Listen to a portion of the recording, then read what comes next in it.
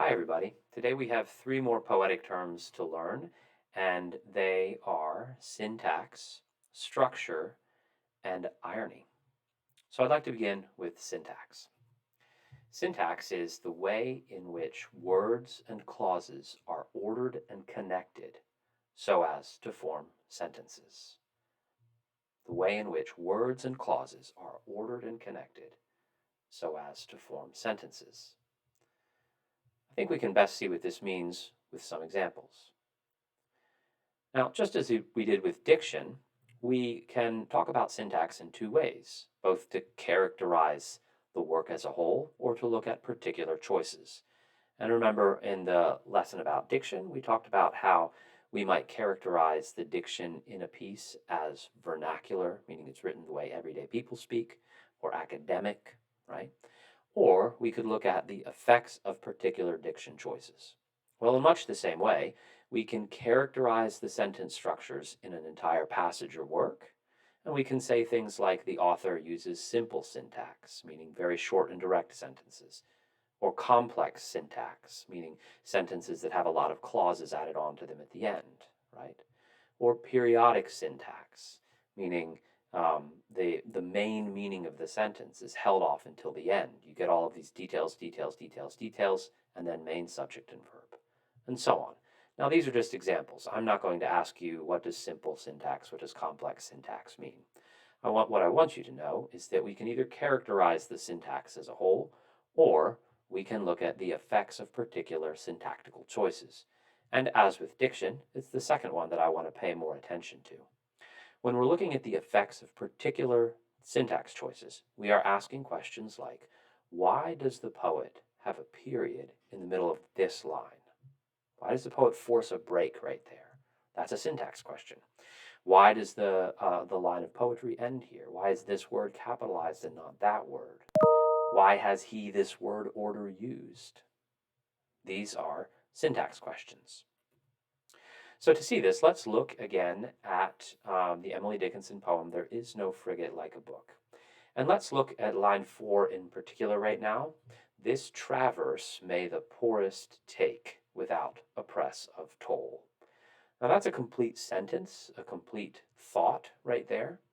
And take a minute and look at it and see if you can identify the main verb of that sentence. Well, perhaps you correctly pointed out that it is may take. And who may take? The poorest may take. And what may the poorest take? This traverse or road. Now, my point here is that Emily Dickinson has switched up the usual sentence syntax of English sentences. Usually, when we speak, we use the order subject, verb, object. Mr. Forshee loves coffee. She caught the ball. The dog bit the mailman, right? The doer of the action, the receiver of the action. That's the order we usually use. But poets often mix that order up. And when they do, it's very usually for good reason. Let's do the same thing with the last two lines. What is the main verb? Is. What is? The chariot is. The chariot is what? Frugal. In this case, not a direct object, but a predicate adjective if you're keeping score at home. But again, Dickinson has swapped the order around. We have object, verb, subject. Now, why has she done that? If you put it in the typical order, the poem just doesn't sound as good for a couple reasons. So that's what I've done. I've taken her lines and I've put it in the typical order. The poorest may take this traverse without being oppressed by a toll. The chariot that bears the human soul is very frugal. Now, there are several problems with those lines, and maybe the chief one is that they just sound bad, right? But secondarily, if you look at the last line there, the chariot that bears the human soul is very frugal. Remember, I've said the place of greatest emphasis in a story or a poem is at the end. And so by using the usual order here of subject, verb, object, chariot bears, soul is very frugal, Emily Dickinson would end the poem on the word frugal, which would heavily emphasize the word frugal, as though the whole poem were about like the frugality, the cheapness of reading about things rather than, going and doing them. That's not what she's trying to communicate at all, right? With the order that she's taken, the poem ends on the phrase, the human soul. And that speaks to, as we talked about before, the kind of ennobling quality that Dickinson is seeing in poetry to transport the human soul in this um, elevating kind of way, right? That a frigate or coursers or a traverse or chariot might take you, right? So poets, one of the chief reasons that poets will change the usual syntax of a sentence is to place emphasis on different words by where they fall on the page, right? When your eye reads over it. And in particular, in this case, by putting the phrase that she wants to emphasize more at the end of the poem. All right, well, let's talk now about structure. Already, when I'm talking about the beginning and the end of the poem, I'm making comments about the structure of the poem, because structure just means the design or form of the poem as a whole. Really, what it looks like on the page is structure. Now, there are particular poem forms, some of which we have already learned, such as a sonnet or a lyric. Um, and that's an important part of structure too. But I want to make some comments here and observations that can help you with any kind of poem, with analyzing the structure in any kind of poem. So I have 5 little tips here. Let me get my laser pointer. There we go. Some elements of structure. Pay attention to the title of the poem. Titles of the poem very often hold big clues about the poem's theme or primary meaning, right? Pay attention to the ending of the poem as the place of greatest emphasis and the beginning as a place often of second greatest emphasis. Here's one thing I always ask you to do when we annotate. Look for a shift in the poem. Where does something change? Either the action of the poem changes, a different speaker is introduced, the tone changes. Where we can identify those places where something changes, we're really starting to open up the meaning of the poem. Just the way a hinge helps you open a door, a shift in a poem helps you open the meaning of a poem, because you can ask, well, what was it before? What is it after? What changed and why? Right? Look for stanzas if the poem has any. Now, the example that I have here doesn't have any immediately visually obvious. Stanzas, of course, are a grouping of lines set apart usually by white space. And then line length, too, is an important part of structure. Typically, longer lines force your reading to slow down, and shorter lines allow the poem to be read at a faster clip, right? Okay, so let's look at some of these elements in this one particular poem, Ozymandias, by Percy Shelley, a British romantic poet. I met a traveler from an antique land who said, "Two vast and trunkless legs of stone stand in the desert.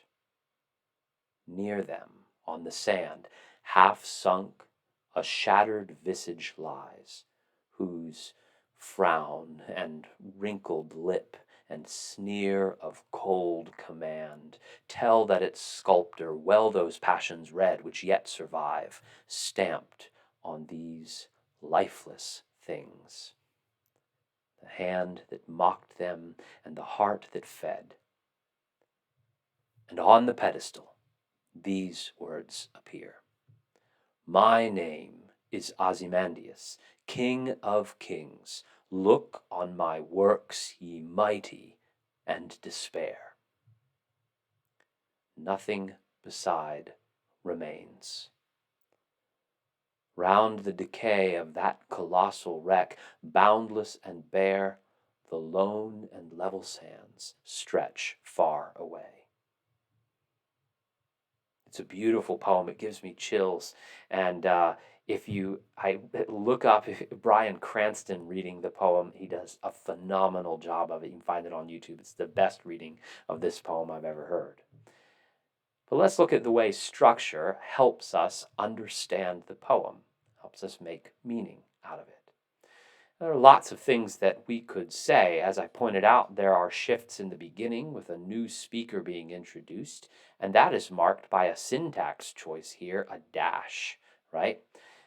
Shelley makes great use of of punctuation to help guide our reading, right? The ellipses here in the middle force a pause here at the end. The period in the middle of the line, that's a caesura, where you force a pause in the middle of a line of poetry, right? As Shelley has done here and here, right? And it kind of controls the tempo of your reading of the line, right? Now I put a shift here because we have a traveler, and the traveler talks about this broken down statue that he finds in the desert, and on the pedestal these words appear. There seems to me kind of a building effect as the thing is described, and then we go to the proud words of Ozymandias. My name is Ozymandias, King of Kings. Look on ye my works, ye mighty, and despair, with an exclamation point. And then we're forced to pause on the next line. Nothing beside remains. Pause. So that's a tone shift in my mind. And also, it's so different from what came before Ozymandias' proud statement, and now the statement of the poem's speaker saying, nothing beside remains other than those broken pieces he's just described, right? There's a sharp contrast right there between what Ozymandias thought would happen with this statue. Look on my works, ye mighty in despair. People would see it forever and realize no one could be as mighty as Ozymandias, and what actually happened, right?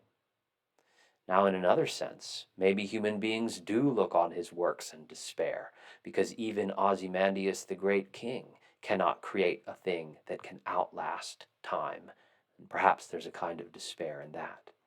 Now, all of these are observations that are brought to us by being attentive to the structure of the poem. And that kind of grim, I guess, interpretation, I think, is well supported by the final image of the poem, and the ending is the place of great emphasis, right? The lone and level sands stretch far away. The last image that the poem leaves you with is the desert, just stretching out to the horizon endlessly, far huger and emptier than human beings can master. Okay, and finally, I'd like to look at irony. This is review for you. We talked about this last year, and in fact, they might be the same slides that I used with you last year. And if they are, well, put me on 1.5 and listen that way. So irony generally is a contradiction or incongruity between appearance or expectation on the one hand and reality on the other hand. So a contradiction or an incongruity is like a gap. You realize they don't match up between what seems to be or what you expect to be on the one hand and what actually is on the other. So I take that definition from the Bedford Glossary of Critical Terms and kind of paraphrase it this way. Irony is the gap between appearance or expectation on the one hand and reality on the other hand. And there are 3 kinds of irony that we will focus on, and they are verbal irony, dramatic irony, and situational irony. Okay, let's start with verbal irony. Irony is that gap, an intentional gap between what is said and what is meant. Now, I say an intentional gap because we don't consider it verbal irony if someone's just mistaken, right? Or if they're lying to you. It's an intentional gap. The speaker intends a gap between what they have said and what they actually mean. And that kind of irony only works if you, the audience, also get that they mean something different than what they say, right? So, for example, a famous example from Shakespeare's plays is Brutus in the play Mark Antony in the play Julius Caesar, giving a speech where he keeps saying, and Brutus is an honorable man.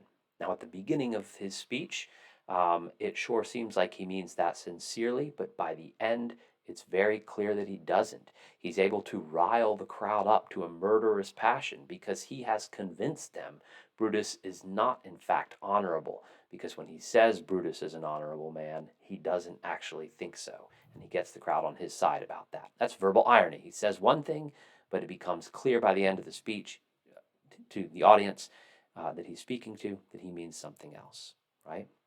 And here is another great example from British Lit last year, from Jonathan Swift's Immodest Proposal, remember, which was the satirical work proposing that the solution to poverty in Ireland was to eat the babies, right? And he introduces this bizarre and just obviously not serious solution by having his speaker say, I shall now therefore humbly propose my own thoughts, which I hope will not be liable to the least objection.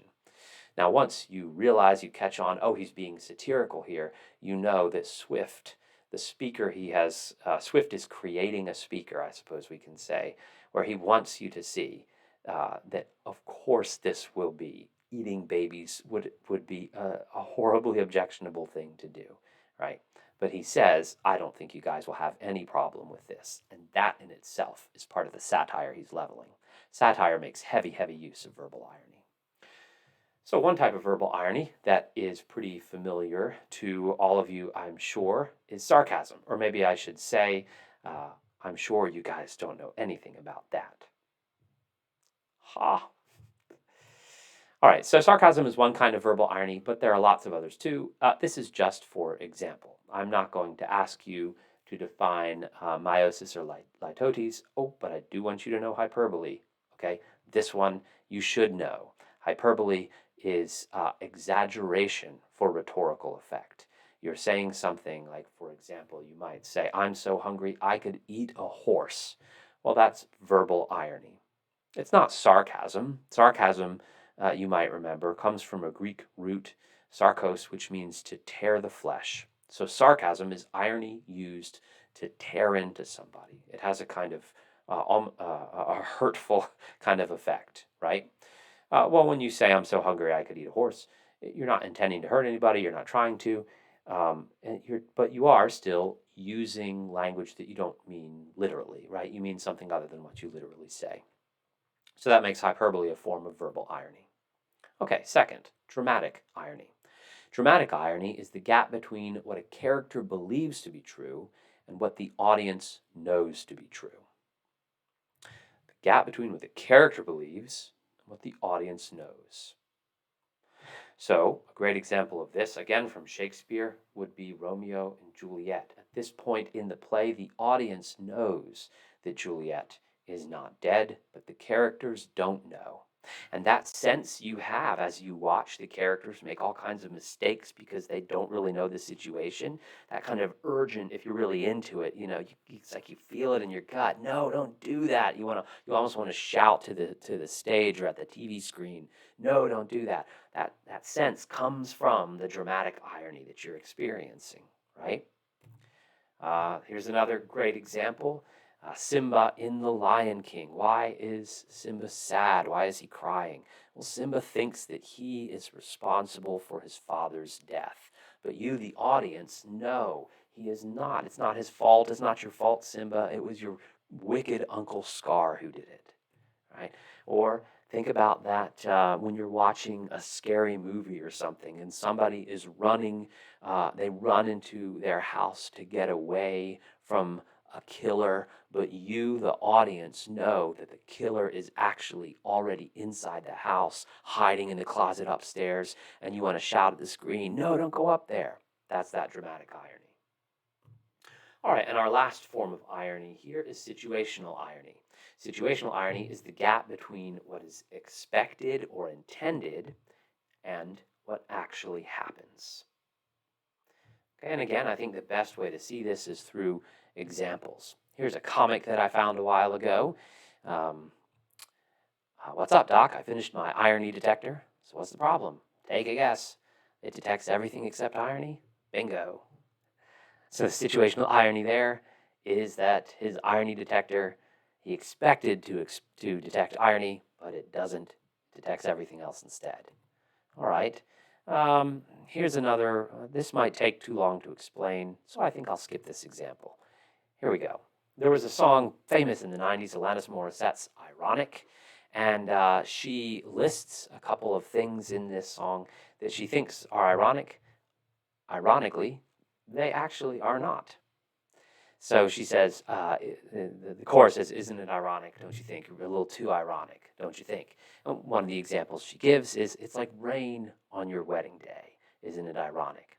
And there's an Irish comedian by the name of Ed Byrne, I guess, who kind of jokes on this a little bit and says, "Rain on your wedding day is not ironic unless you're marrying a weatherman and he picked the date.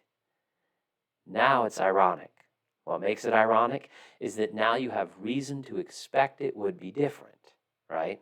Having it rain on your wedding day, you have no reason to expect it wouldn't. That's just unfortunate. But if you're marrying a weatherman and he picked the date, well, now you would expect that he'd pick a sunny day for your wedding, and he didn't, right?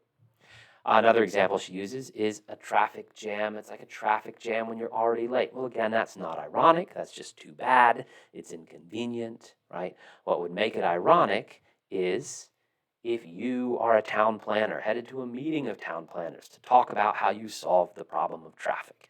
Now it's ironic because you'd have reason to expect that there wouldn't be a traffic jam and you wouldn't be late.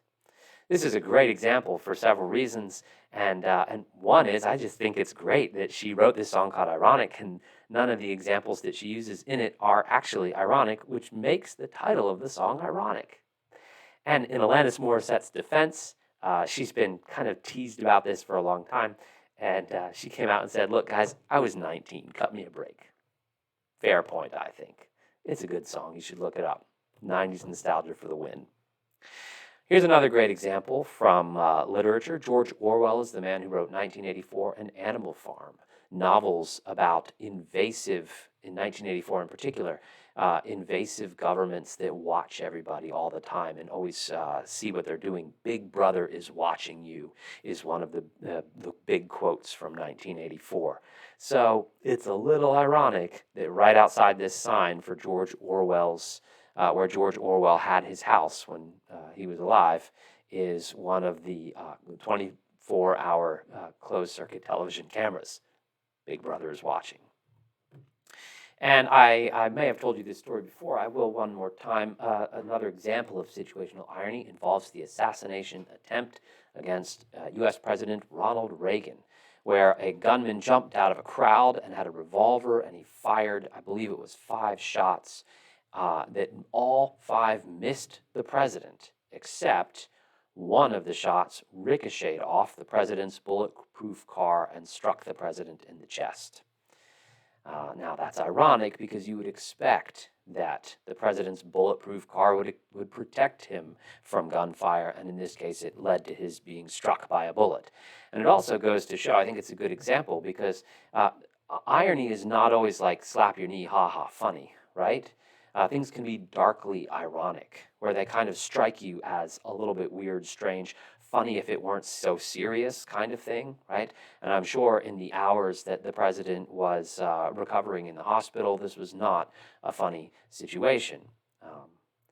But nevertheless, it still strikes us as, isn't that? There's a gap between what you'd expect and what happened, right? And Ronald Reagan himself, a master, a quick wit, and a master of verbal irony. When he was asked, Mr. President, what happened?" He said, "I forgot to duck." Explaining the joke kind of kills it, but of course he doesn't mean literally that's what happened. He's showing the nation that he's going to be okay. His sense of humor and quick wit have survived unaffected. All right, everybody, so those are our terms for today. I'll see you soon.